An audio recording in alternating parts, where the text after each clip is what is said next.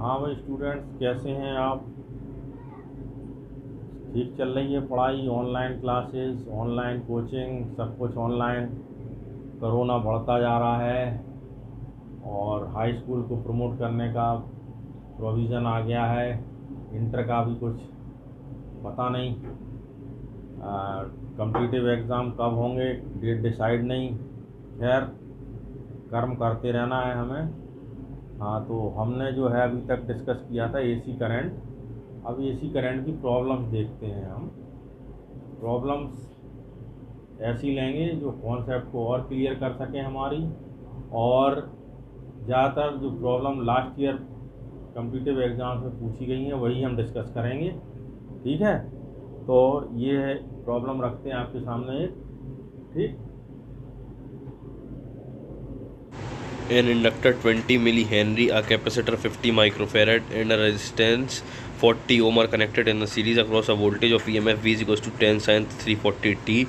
The power loss in AC circuit is। एक AC circuit है जिसमें तीनों जुड़े हुए हैं, इंडक्टेंस, कैपेसिटेंस और रेजिस्टेंस, यानी ये एलसीआर सर्किट है। एलसीआर सर्किट को एक एसी वोल्टेज सोर्स से जोड़ा गया है जिसकी इक्वेशन दी है V is equal to sine omega, V is equal to 10 sine 340t, और इसकी वैल्यू इंडक्टेंस की 20 मिली हेनरी है, कैपेसिटेंस की 50 माइक्रोफैरड है और रेजिस्टेंस की 40 ओम है। तो पावर लॉस कैलकुलेट करना है। पावर लॉस का फॉर्मूला हम देखें। पावर लॉस का फॉर्मूला होता है V is equal to I0 upon 2।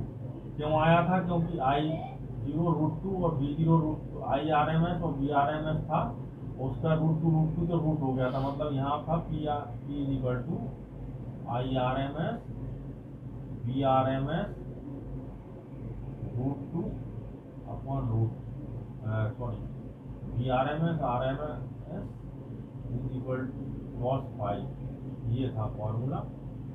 ठीक, तो यहाँ पे हो गया था I0√2, तो यहाँ हो गया था V0√2 cos फाई, तो ये √2 को मल्टीप्लाई होके हो गया था 2 और ये cos फाई। ठीक, अब यहाँ पे I0 की वैल्यू तो हमें दी नहीं है, तो I0 की जगह रखेंगे हम लोग V0 अपॉन Z टोटल। ठीक, और ये रहेगा V0 की जगह V0 और 2 की जगह 2 रहेगा। ये Z है, Z। ठीक, ये 2 की जगह 2 रहेगा। और cos फाई की जगह रखेंगे R upon Z। cos phi की वैल्यू होती है R upon Z। cos phi is equal to होता है R अपॉन Z। ये हो जाएगा V0 का whole square upon 2Z square into R।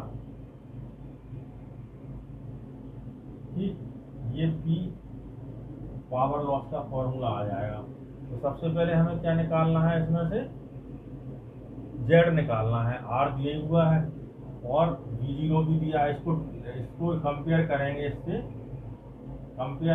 इससे, तो यहाँ पे V0 की वैल्यू आएगी 10, ओमेगा की वैल्यू आएगी 340। ठीक, तो R की वैल्यू होती है Z की वैल्यू होती है इम्पीडेंस की वैल्यू। इसकी इसमें R square plus XL minus XC का होल स्क्वायर और अंडर रूट पूरे का। तो ये R स्क्वायर की वैल्यू मतलब 40 का स्क्वायर। ठीक है, XL माने L ओमेगा, और ये 1/C ओमेगा का होल स्क्वायर। ठीक, तो ये आ जाएगा 1600 प्लस L ओमेगा कितना होगा? L ओमेगा मतलब L कितना है यहाँ से? ये दिया है, L दिया है हमारा 20 इंटू 10 की पावर -3 हेनरी, मिली हेनरी को कन्वर्ट करेंगे, और C दिया है हमारा 50 इंटू 10 की पावर -6 फैरेड। ठीक, तो यहाँ पे L की वैल्यू रखेंगे अपन लोग, L की वैल्यू रखेंगे 20 इंटू 10 की पावर -3, ओमेगा की जगह रखेंगे 340। ठीक, और इसकी जगह रखेंगे 1/c। सी की वैल्यू है 50 इंटू 10 की पावर -6, ओमेगा की वैल्यू है 340। ठीक, तो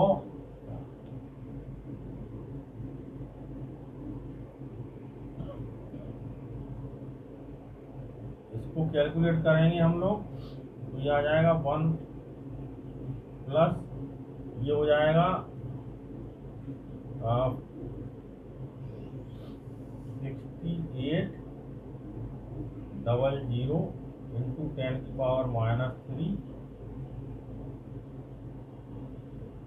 ठीक है, माइनस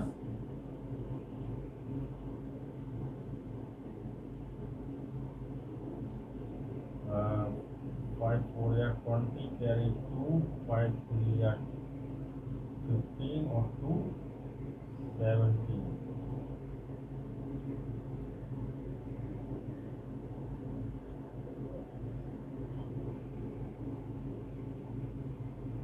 ठीक है, तो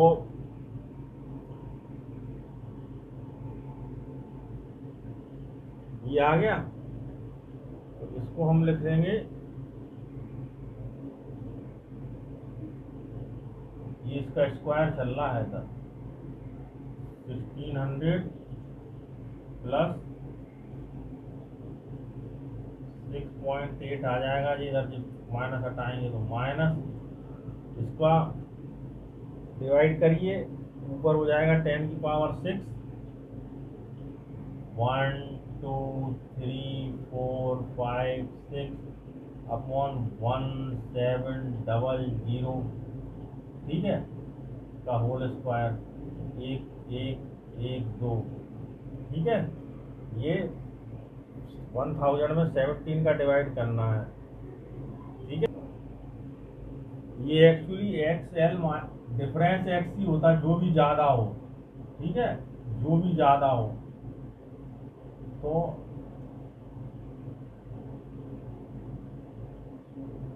ये डिफरेंस होता।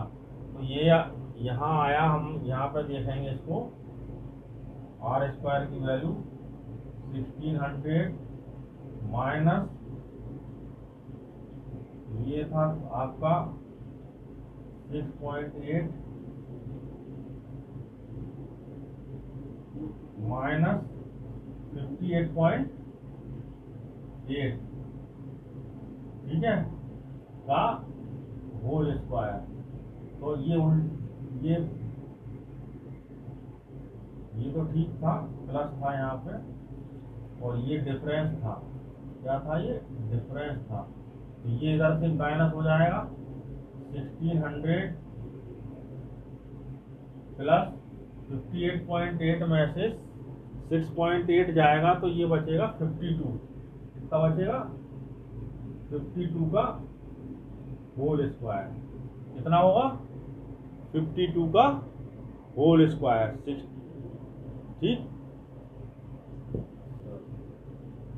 तो इसकी वैल्यू आई 4304।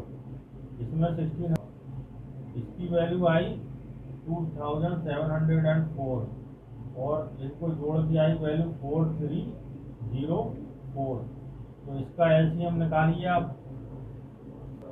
इसका एलसीएम निकालने की जरूरत नहीं है क्योंकि यहाँ जेड स्क्वायर की वैल्यू चाहिए हमें, तो इसको जेड स्क्वायर ही लिख रहे हैं। ठीक है, जेड स्क्वायर की वैल्यू, जेड की वैल्यू निकल रही है तो जेड स्क्वायर की वैल्यू आएगी हमारी 4304। ठीक, तो हम इसमें पुट करेंगे हम ये वैल्यू इधर पर। जी स्क्वायर की वैल्यू यानी 10 का स्क्वायर यानी 100। ठीक, इंटू 340। आर कितना है? आर है 40 इंटू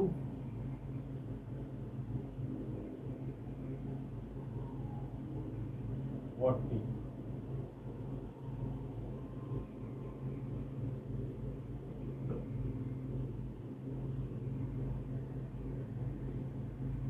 ठीक है, अपॉन 2 इंटू 4304। इसका पूरा कैलकुलेट करिए आप लोग।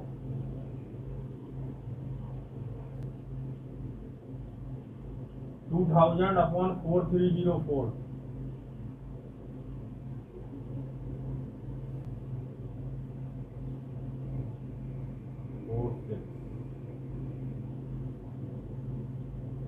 वाट।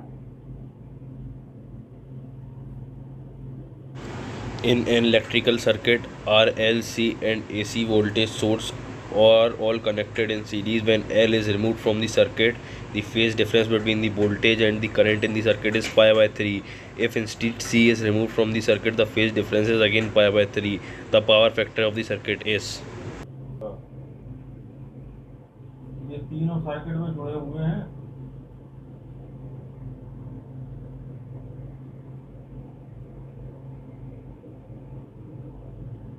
ठीक है, तो इसमें क्या है, पावर फैक्टर निकालना है। जब पावर फैक्टर निकालना, अगर इसको रिमूव कर देते हैं तो भी जो है पाई की वैल्यू pi/3 रहती है। ठीक, और इसको जुड़ा रहने देते हैं, इसको रिमूव कर देते हैं तो भी फाई की वैल्यू pi/3 रहती है। ठीक है, ये पूछा हुआ है इसमें कि अगर इसमें से ये सर्किट है, एसी सर्किट जिसमें तीनों जुड़े हुए हैं, तो अगर इसमें से कैपेसिटेंस को रिमूव कर देते हैं तो भी फेज डिफरेंस pi/3 रहता है, और अगर इंडक्टेंस को रिमूव कर देते हैं तो भी फेज डिफरेंस pi/3 रहता है। तो पावर फैक्टर निकालना, तो पावर फैक्टर होता है cos फाई, तो cos फाई की वैल्यू होती है R/Z। ठीक, तो यहाँ cos फाई की वैल्यू दी है pi/3, pi/3 माने cos 60। ठीक, तो cos 60 की वैल्यू होती है 1/2, तो यहाँ cos फाई दिया है 1/2, तो 1/2 इक्वल टू होगा R/Z। ठीक, तो अगर इसमें क्या है कि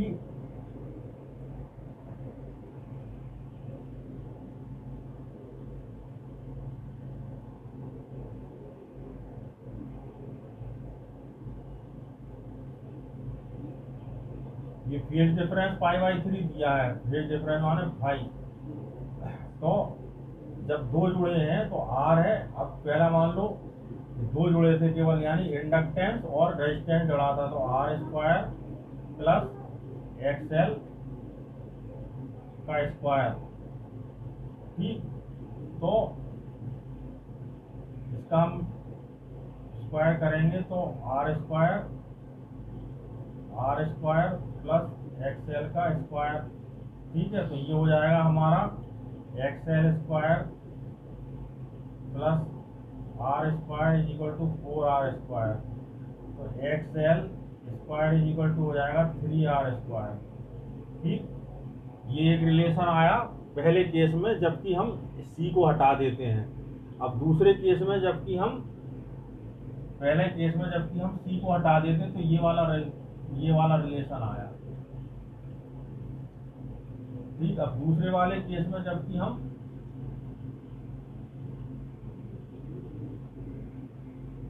C को लगा देते हो, इसको हटा देते हैं, तो रिलेशन क्या आएगा। ठीक, तो उस समय भी फेज डिफरेंस कितना है 1/3 है, यानी 1/2 है cos फाई की वैल्यू, 60 होता है इसकी वैल्यू, तो cos फाई 60 की वैल्यू 1/2 होगी, और फिर R/Z करेंगे।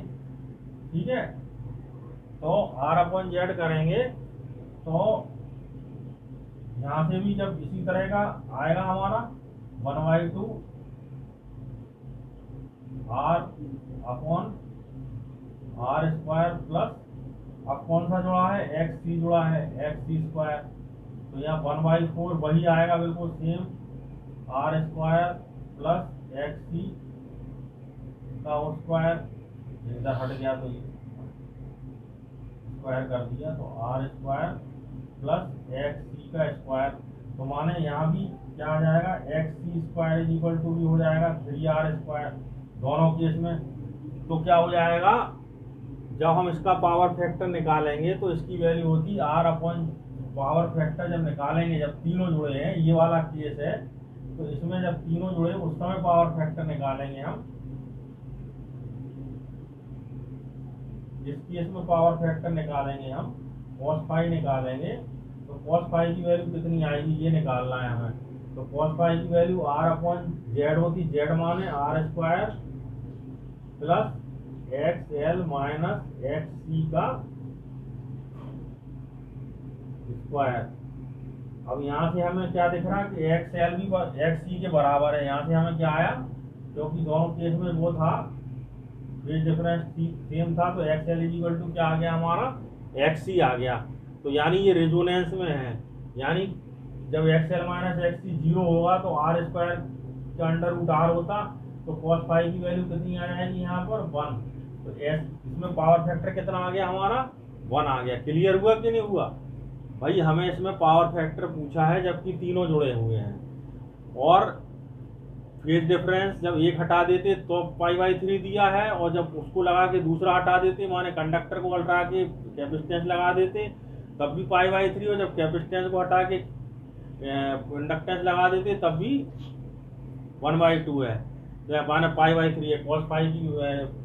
cos 60 की वैल्यू 1/2 रख के निकालेंगे तो XL और XC की वैल्यू दोनों ही केस में सेम आएगी। तो जब सेम आएगी तो रेजोनेंस में होंगे, क्योंकि XL माइनस XC 0 हो जाएगा, तो cos फाई की वैल्यू उस समय कितनी आएगी, 1 आएगी। पावर फैक्टर कितना आएगा, 1 आएगा। A coil of self-inductance L is connected in series with a bulb B and a AC source. Brightness of the bulb decreases when एक दो सीरीज में जुड़े हुए हैं, एक बल्ब यानी रेजिस्टेंस, मान लो इसको बल्ब यानी रेजिस्टेंस ही होता है, और एक कॉयल इंडक्टेंस कॉयल एक एसी सर्किट में जुड़े हुए हैं। अब बल्ब की ब्राइटनेस, क्या बल्ब की ब्राइटनेस कब डिक्रीज होगी ये पूछा है। बल्ब की ब्राइटनेस कब डिक्रीज होगी, ठीक, जबकि नंबर ऑफ टर्न्स कॉयल में बड़ा डिक्रीज कर दें, जबकि number of turns in coil decrease कर दें, ठीक है। एक इसके संग में सेम इंडक्टेंस का कैपेसिटर जोड़ दें जिसका कि XC XL के बराबर हो। Number third, iron rod insert कर दें कॉइल के बीच में। Number 2, frequency of source decrease कर दें। तो अब अलग अलग करके हम देखते हैं कि ब्राइटनेस ऑफ दी बल्ब कब इंक्रीज होगी, ठीक। तो ब्राइटनेस ऑफ बल्ब के लिए क्या होता है, ब्राइटनेस ऑफ बल्ब इंक्रीज करने के लिए इसका पावर बढ़ाना पड़ेगा।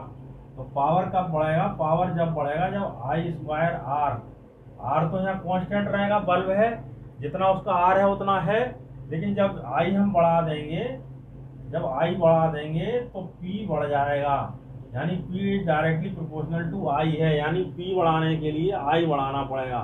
वो I हम कैसे निकालेंगे, I हम ऐसे निकालेंगे कि I निकालेंगे, I इज इक्वल टू इसका सोर्स का EMF V upon R square plus XL का स्क्वायर, ठीक, यानी V upon R square plus L omega square, यानी V upon R square plus L 2 pi F का होल स्क्वायर अंडर रूट। ये आया relation, ठीक। तो अब हमें क्या है, I बढ़ाना है, तो I कब बढ़ेगी, अब ये दूसरा पहला कंडीशन देखो, number of turns in coil बढ़ा दें, ठीक। तो अब यहाँ पे देखो हमें L दिया हुआ है, L कहाँ है, अपॉन में है, तो I इनवर्सली प्रोपोर्शनल है, मतलब I अगर इंक्रीज होगा, यहाँ से अगर I को हमें क्या करना, डिक्रीज करना, तो I को डिक्रीज करने के लिए L को इंक्रीज करना पड़ेगा, ठीक, और F को भी इंक्रीज करना पड़ेगा। ये क्योंकि ये अपॉन में आ रहा है, F क्या है, फ्रीक्वेंसी ऑफ सोर्स है। यहाँ से हमें ये फॉर्मूला आया कि I is equal to V R square plus L 2 pi F, ठीक। तो अब यहाँ से हमें दो चीज़ें क्लियर हुई कि दो चीज़ें क्या क्लियर हुई कि आई को हमें कम करना है, तो आई कम करने के लिए हमें एक्सएल बढ़ाना पड़ेगा, और एक्सएल जब भी बढ़ेगा, एक्सएल की वैल्यू होती 2πf(L), तो एक्सएल जब भी बढ़ेगा जब एफ बढ़ाएं या कि एल बढ़ाएं, ठीक, तभी एक्सएल बढ़ेगा, और एक्सएल बढ़ेगा तभी आई कम होगी। तो यहाँ से फॉर्मूले से ये आ गया कि आई कम करने के लिए एल भी बढ़ाना पड़ेगा और एफ भी बढ़ाना पड़ेगा। तो और एफ कब बढ़ता है, नंबर ऑफ टर्न्स अगर हम बढ़ा देंगे,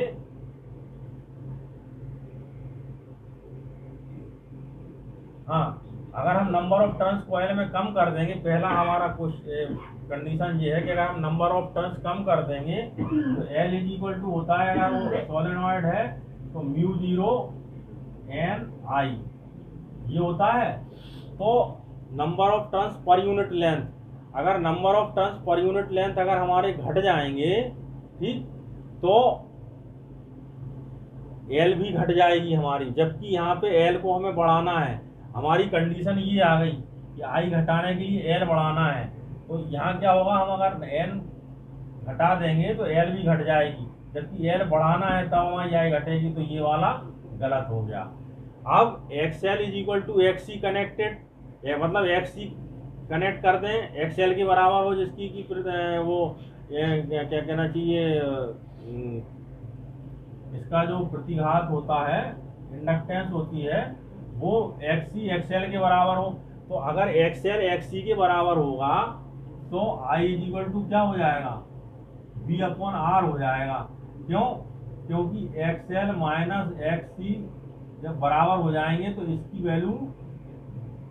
वैल्यू 0 हो जाएगी। जब इसकी वैल्यू 0 हो जाएगी तो ये हो जाएगा सीधा सीधा V/R के बराबर, ठीक।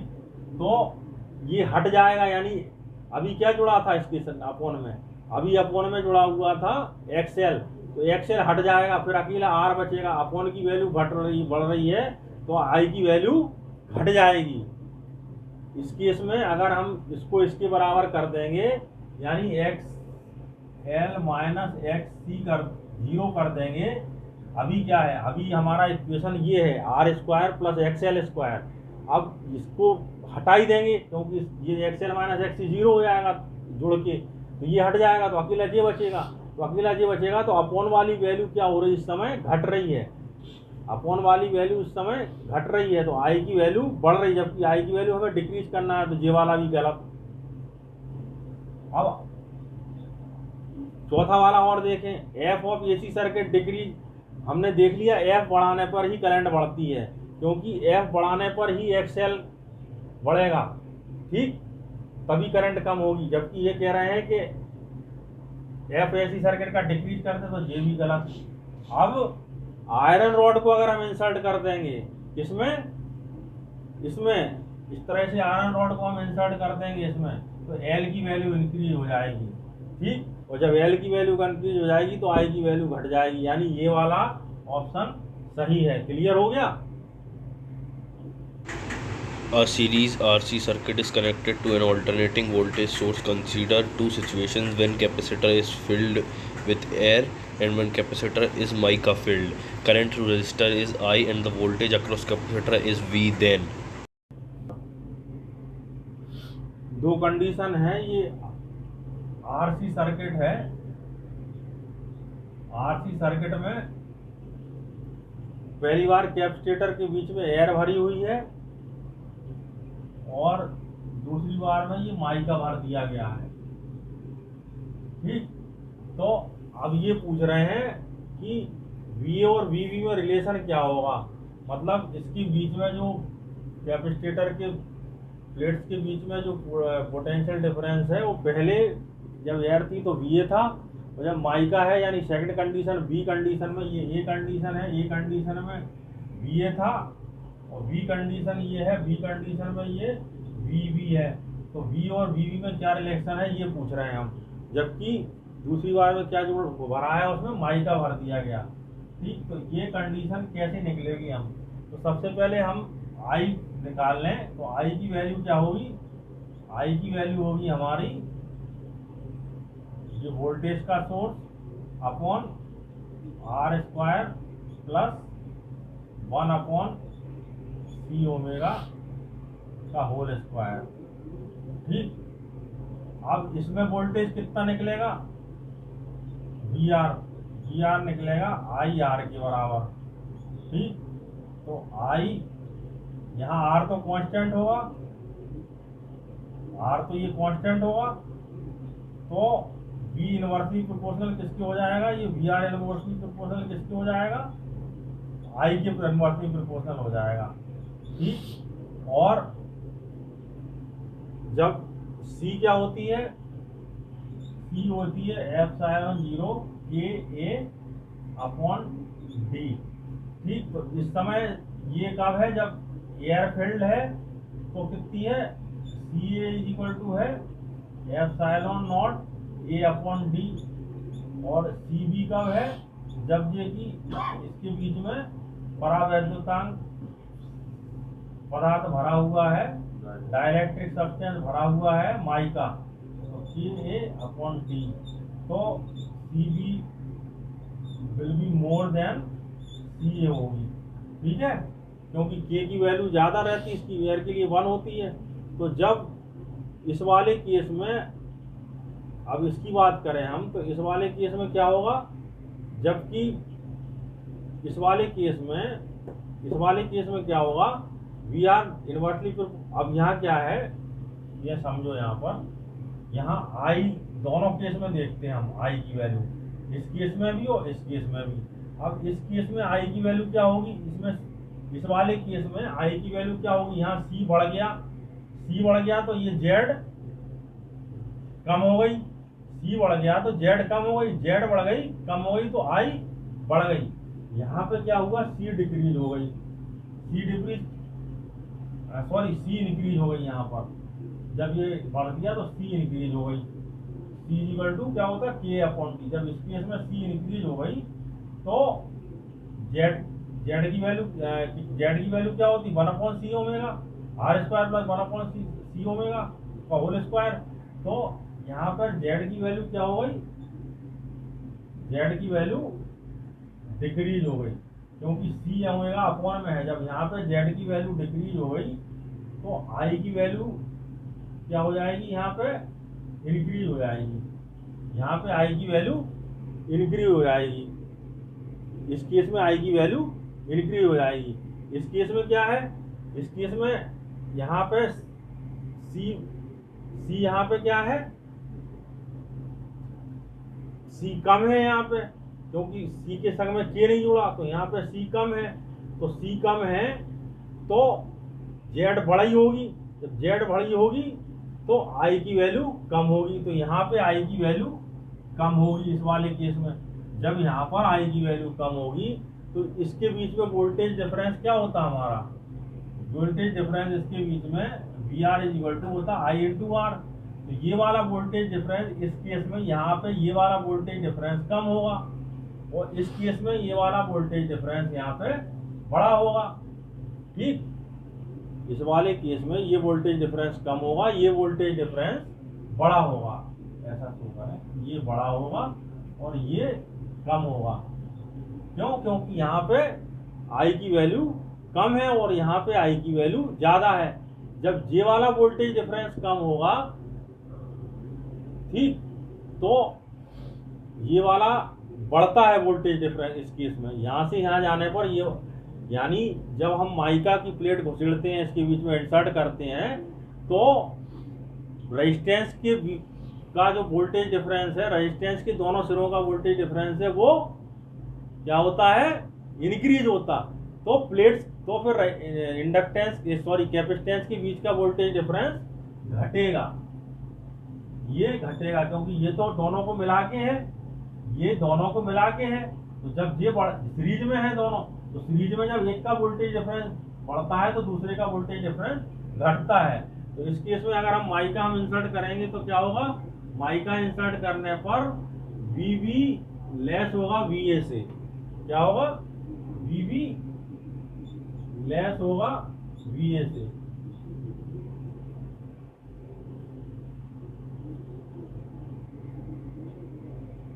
चौथे का दूसरा, तीसरा। मुझे लगता है बच्चों, अगर वीडियो लंबी होती है तो आप लोग देखते देखते बोर हो जाते हो, ठीक है। इसलिए मैं अब छोटी छोटी वीडियो बनाऊंगा, छोटे छोटे लेक्चर लूँगा, जिससे कि आप लोग उसको देखो, बोर मत हो, ठीक है। इसलिए आज मैंने केवल कितने क्वेश्चन बताए? 4 क्वेश्चन ही बताए, ठीक है।